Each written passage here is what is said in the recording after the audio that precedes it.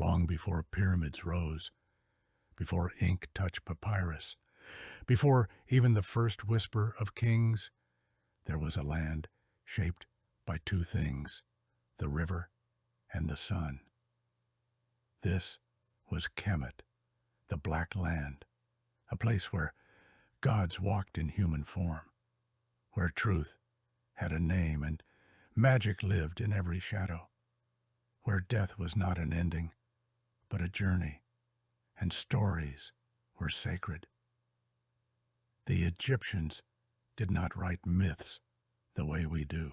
They carved them, painted them in gold, spoke them in temples, buried them with their dead.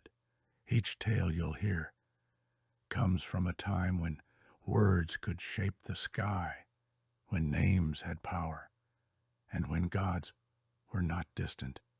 They were family, rivals, lovers, and kings. These are the stories of creation and chaos, of betrayal and rebirth, of the weighing of hearts and the rising of the sun. They are not just old, they are eternal. So close your eyes. Let the Nile carry you. Let the stars of Nut open above you. And step into the stories the ancients never meant to be forgotten. The story of the first light. Long before the earth was born, before the sun ever rose, there was only darkness. No sky, no land, no stars. Only a vast, endless ocean of silence called none. But from that silence, something began to stir. A single spark, a will, a presence. And from that stillness rose the first god, Atum. He appeared alone, standing tall on a mound that rose out of the water, created from his own power. There was nothing else, just Atum and the darkness.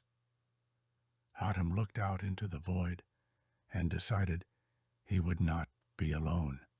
So he created two beings from himself, Shu, the god of air, and Tefnut, the goddess of moisture. With them, the world took its first breath. Air danced with mist, and the silence began to hum with life. One day, Shu and Tefnut wandered off into the shadows and did not return. Atum searched for them in vain. Worried and heartbroken, he sent his eye, not just any eye, but a living, blazing force filled with his power, to find them. The eye raced through the darkness until it found them and brought them back. When Atum saw his children return, he wept with joy. And from those tears, humans were born. Time passed, and Shu and Tefnut brought forth two more children, Geb, the god of the earth, and Nut, the goddess of the sky. They loved each other so deeply they held one another in a tight embrace. But in that embrace, nothing else could grow. So Atum gently pushed them apart. He lifted Nut high into the heavens and pressed Geb down into the earth. And in the space between sky and land, the world was born. Now the sun could rise, stars could shine, and life could begin. That is how everything came to be, from one God alone in the dark, who dreamed the world into light.